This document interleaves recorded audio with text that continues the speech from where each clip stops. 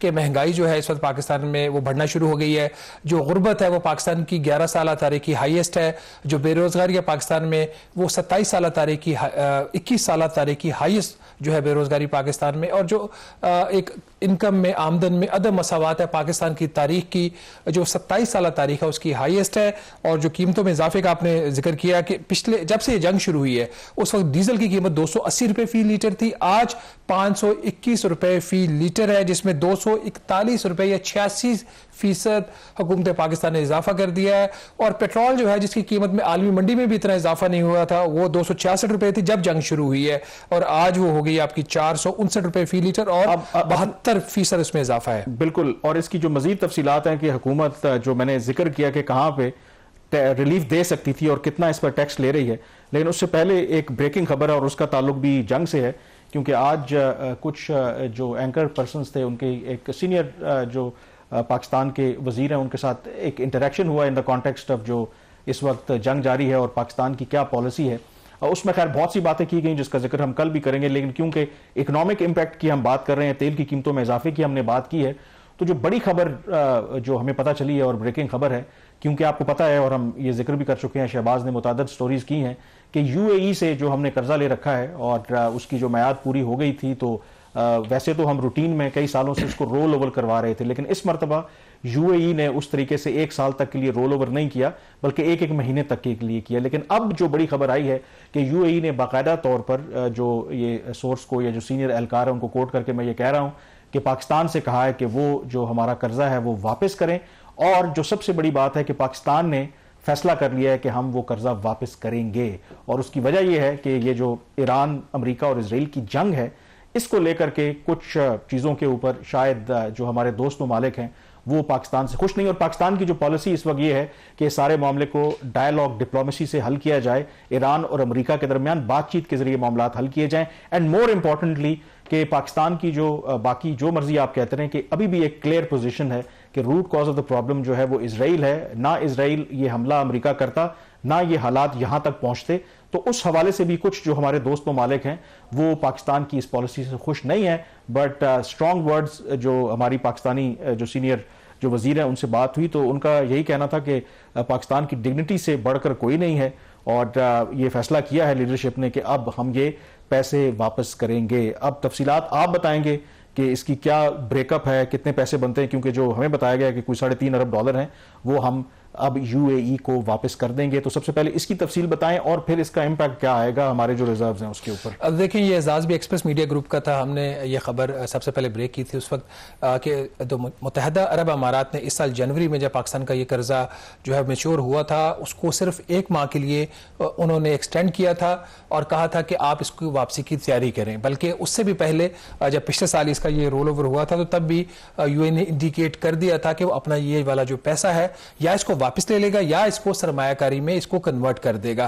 तो मेरे ख्याल में जंग तो शायद उसकी एक वजह बनी हो, मामला जंग शुरू होने से पहले ही जो है वो थे वो इसके हवाले से चेंज हो गए थे, और इसके ऊपर हम जब मुतअद्दिद स्टोरीज भी की तो हमें हर दफा यही कहा गया, बल्कि ये ऑन द रिकॉर्ड ये चीज आई वजीर खजाना मोहम्मद औरंगजेब साहब से। आपको याद होगा जब ये हमने खबर ब्रेक की तो उसके बाद उनसे जब मीडिया ने सवाल तो उन्हें जो परेशानी की कोई बात नहीं है, वो रोल ओवर करें भी, वो वापस नहीं मांग रहे। और वो उन्होंने चूंकि मुझे याद पड़ता है औरंगजेब साहब की ये स्टेटमेंट थी, उन्होंने चूंकि उन्होंने आईएमएफ के एग्जीक्यूटिव बोर्ड को यकीन दिलाया हुआ है तो हमारे लिए परेशानी की कोई बात नहीं है। हमारी जो ग्रॉस फाइनेंसिंग रिक्वायरमेंट्स है जिसमें ये हिस्सा है मुत्तहदा अरब हमारा $3.5 अरब का हिस्सा है, तो उसको कोई खतरा नहीं है। तो हम इसके ऊपर जो है वो बड़े कंफर्टेबल है और मंथली इसका रोल ओवर हो रहा है। यही बयान जो था वो governor state bank of Pakistan ने भी दिया, क्योंकि ये जो पैसा है इसका जो कस्टोडियन है ये वफाकी हुकूमत नहीं है, इस पैसे का जो कस्टोडियन है वो स्टेट बैंक ऑफ पाकिस्तान है। इस पैसे के अगेंस्ट रुपी कवर जनरेट नहीं हुआ जो कि सऊदी अरब के केस में हुआ है, जो चाइना के केस में हुआ है। तो खबर वही जो आप चूंकि पहले तो हम सोर्सेज से खबर कर रहे थे, अब खुद हुकूमत के मेरे ख्याल probably the most senior minister जो है वो खुद बैकग्राउंड में एंकर पर्सन्स को, जिसमें more than a dozen people उस कमरे में मौजूद थे, उनको बताया।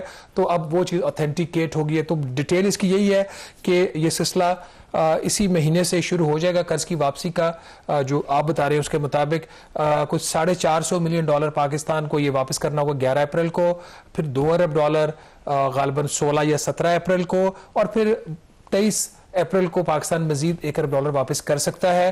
तो अब चीज़ें ऑफिशियल हो गई हैं, बैकग्राउंड में बता दी गई हैं। तो ये पैसा अब इसका एक और, मैं से पहले कि आप अगला सवाल करें, जो $450 मिलियन था ये 1996 में 1 साल के लिए लिया गया था।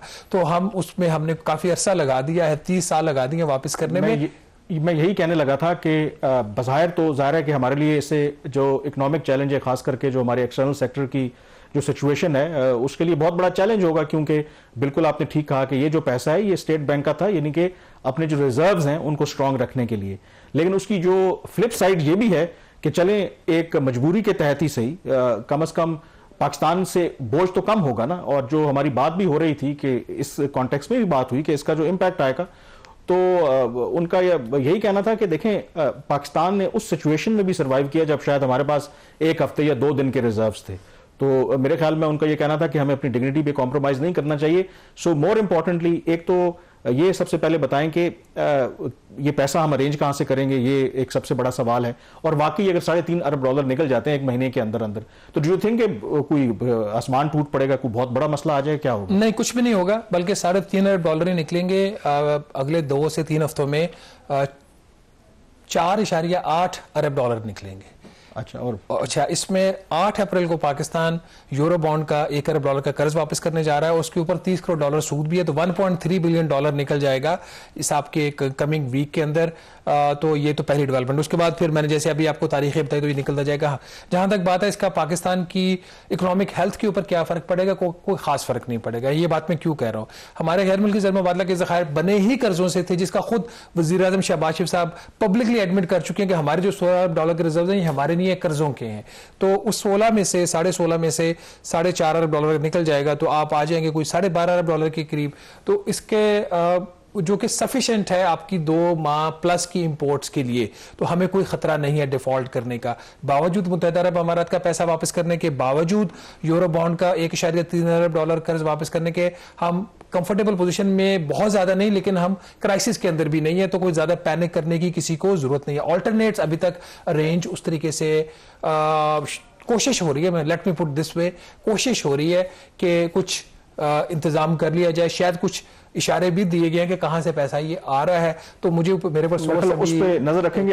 है कि जी अभी आप इसको ना बताएं उस पे। अब जरा क्विकली वापस आते हैं। तेल की कीमतें तो जाहिर है कि सारों को पता लगी गई हैं क्या है, बट वो कहते हैं कि devil lies in the detail. Government का सिंपल जस्टिफिकेशन क्या है कि देखें इंटरनेशनल मार्केट में कीमतें ऊपर जा रही हैं, हमने पिछले 2 हफ्ते या 3 हफ्ते में कोई 129 अरब रुपए सब्सिडी दी, और ये मुमकिन नहीं है कि हम फॉरएवर सब्सिडी देते रहे। एट सम पॉइंट ये जो था बोझ वो अवाम के ऊपर तो हमने डालना था। नंबर 1 ये बात होगी। लेकिन जो कैच है इसके अंदर कि ठीक है आप जो महंगा अगर तेल खरीद रहे हैं, सस्ता तो नहीं बेच सकती अपनी जेब से, चलें एक बात आप मान लेते हैं, बट जो टैक्स है वो लेवी हो या टैक्स हो या जो, वहां से तो गवर्नमेंट जो है वो रिलीफ दे सकती है। और ना सिर्फ कल जो हुकूमत ने जब कीमतों का ऐलान किया, खास करके पेट्रोल की कीमत के ऊपर, ना सिर्फ पेट्रोल की कीमत बढ़ाई है बल्कि लेवी में भी इजाफा कर लिया। इसकी क्या जस्टिफिकेशन है? मुझे नहीं समझ आ रही कि हुकूमत की इसके पीछे क्या लॉजिक थी। जो हुकूमत लॉजिक दे रही है वो लॉजिक बनती नहीं है।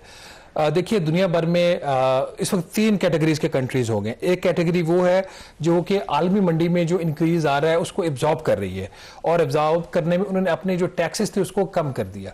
दूसरी कैटेगरी ऑफ द कंट्रीज की है कि जिन्होंने आलमी मंडी में जो इंक्रीज आया उसको पार्शली या फुली पास ऑन कर दिया। अब तीसरी कैटेगरी है, इसमें पाकिस्तान अब आ गया है कि उन्होंने ना सिर्फ आलमी मंडी का जो इंक्रीज था वो पास ऑन किया, उन्होंने अपनी आमदन भी बढ़ा ली।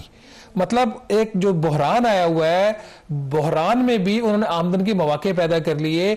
और जो पेट्रोल के ऊपर पेट्रोलियम लेवी 28 फरवरी को 84 रुपए फी लीटर थी, उसको वजीर आजम मोहतरम शहबाज शरीफ साहब ने बढ़ाकर जो है वो 161 रुपए फी लीटर कर दिया, तकरीबन 2 गुना कर दिया। और कल जब इतना बड़ा लोगों पे पहाड़ टूटा ये, तो उसके अंदर जो पेट्रोलियम लेवी थी पेट्रोल के ऊपर 55 रुपए फी लीटर और बढ़ा दी। पहले 106 थी 28 फरवरी को, ये 84 से 106 पे गई।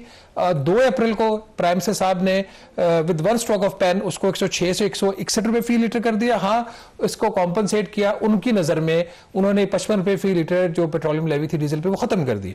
लेकिन आज भी अगर कोई कहे कि पेट्रोल के ऊपर हुकूमत टैक्स नहीं ले रही तो ये झूठ होगा।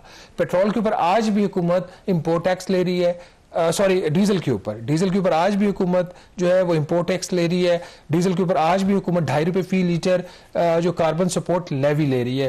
तो Pakistan is probably one of the unique countries, अगर अकेला नहीं तो शायद one of the unique countries जो अपनी आमदन भी बढ़ा रहे हैं, टैक्स बढ़ा रहे हैं और कीमत भी जो है वो पास ऑन कर रहे हैं। बुरी खबर है कि क्योंकि जंग का खात्मा तो अभी होता नजर नहीं आ रहा और ये कोई आखिरी इंक्रीज नहीं है, मजीद इसमें इंक्रीज होगी। और एक तो